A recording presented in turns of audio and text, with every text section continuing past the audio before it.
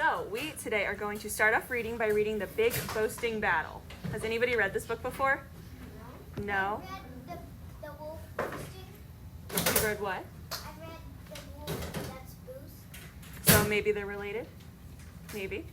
Does anybody have any ideas of what might happen in this book? Angela?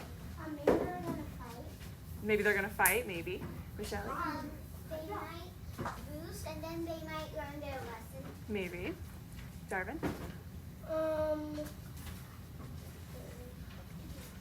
Maybe that lion, maybe they're best friends. Maybe. Yeah. Hensley?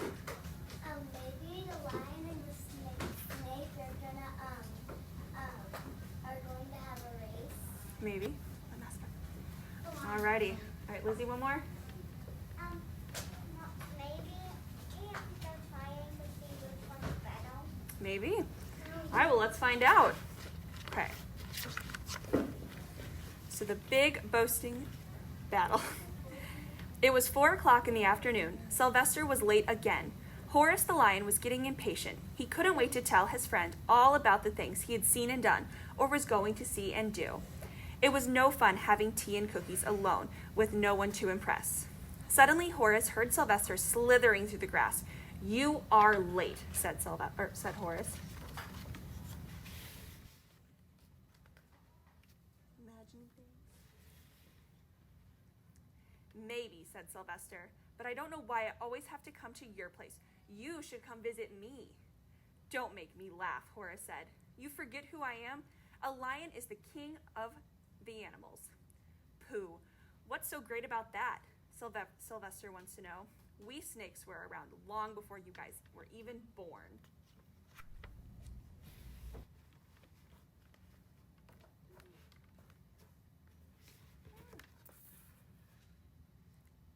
"That's ancient history," Horace scoffed. "Strength is what counts, and no one is stronger than a lion." "Maybe so," said Sylvester, "but you forget that snakes are stupendously more intelligent than lions." See, he's got the books. Bookworm. "Oh, yeah," said Horace. "Well, a lion can roar louder than any other animal," and he gave a frightful roar. Sylvester was still not impressed. "But I can swim faster than you." He zipped across the river and was up on the bank again in a flash. Okay, so let's go ahead and stop for just a second. What has happened so far in this story? Rochelle? They're trying to have a battle that who's better. Who's better? Is that what you're going to say, Angela? Yeah. Darvin? The lion's roaring all those, what are those? Those are flamingos. The lion are one of those flamingos. Roaring at the flamingos? Right. Mhm. All right. Does anybody have any predictions of what might happen next? Wyatt? They are going to have a battle. They're going to have a battle? Interesting. They're not having a battle. All right, let's keep going. Okay. Sorry if you guys can't see the words. "Also," Sylvester continued, "I'm better at hiding." "So what?" said Horace. "You can't dance as wild as I can." And he continued, "You can't climb a tree and look out over the whole forest." "Big deal," Sylvester said. "I can hide in the smallest holes, but you can't." "I'm a mile taller than you," Horace said. "And I'm a mile longer than you," Sylvester said. "I bet you can't hold your breath as long as I can," Horace said. "I bet you can't stand on your head as straight as I can," Sylvester boasted. "I have a beautiful fuzzy mane," Horace boasted back, "and you don't." "Who wants to look like a dust mop?" replied Sylvester. "Besides, I'm more acrobatic than you." "That's not true," Horace said, "because I can jump higher than you can." "But I can run faster than you," Sylvester said. "No, you can't." "Yes, I can." "No, you can't." "Yes, I can." "Nonsense," Horace yelled finally. "Snakes don't run as fast as lions." "You're right, they don't," Sylvester said. "They run even faster." Now Horace's blood was really boiling. "Let's see who runs faster. I dare you to race me." "You're on," Sylvester cried. Okay, said Horace. I'll count to 3. Ready? 1, 2, 3, go. Does anybody have any predictions of what might happen next? Lion's gonna win. Lion's might win. Darvin? The snaky snake will win. He's gonna win. Mhm. Charlie? I bet the snake is gonna win because the lion thinks he's gonna win too much. Maybe. One more for Shelly? They're both gonna win. They're both gonna win? I like it. All right, let's see what happens. Let's see. All right, What in the world was that? there's a giraffe. And off they went, across the plain, over the ditches, around the trees, and through the tall grass. Until the ground suddenly gave in. Through dried leaves and branches, they fell into a deep hole.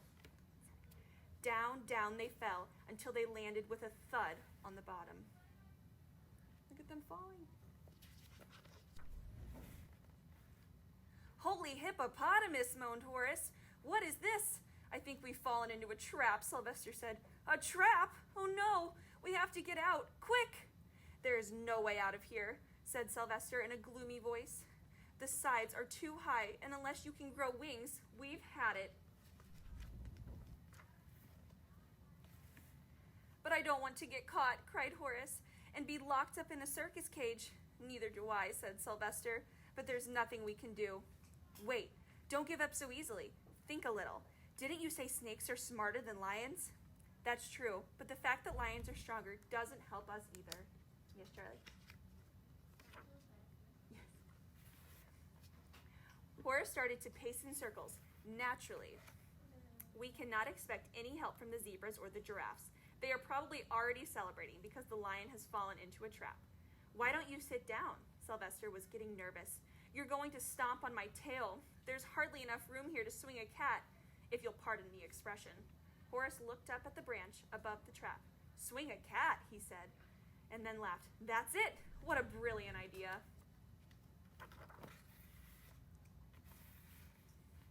I hate to admit it. Oh, did I skip a page?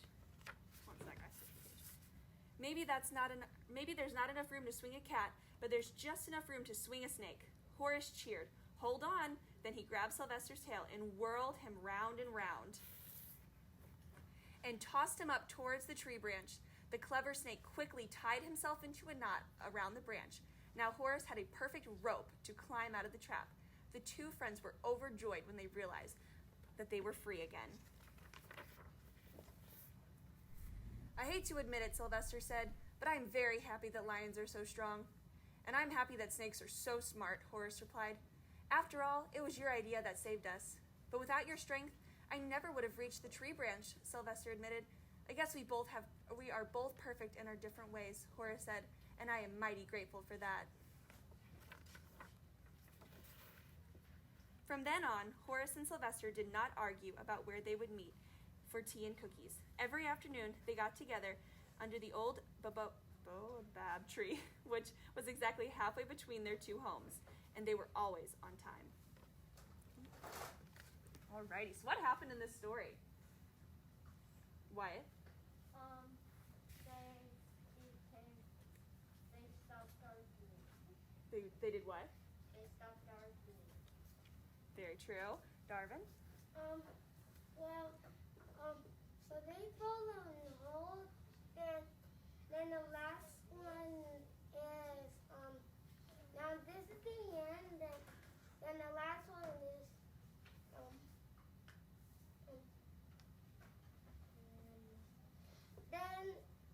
then all the person just take lion and snake. Very true. Lizzie, did you have something to add? They were trying to see who was better, and kind of a little bit was fighting a little bit, Mm-hmm. and trying to see who was better. But then they got slapped and they were fighting. Yeah. So they were working against each other, but whenever they decided to work together, did they find a resolution to their problem? Yeah. So they ended up getting out, right? So it was a pretty good ending. Getting out of what? A what? Getting out of what? They fell into a hole. But, well, awesome. Thank you guys so much. Thank you. Oh no, I'm sure.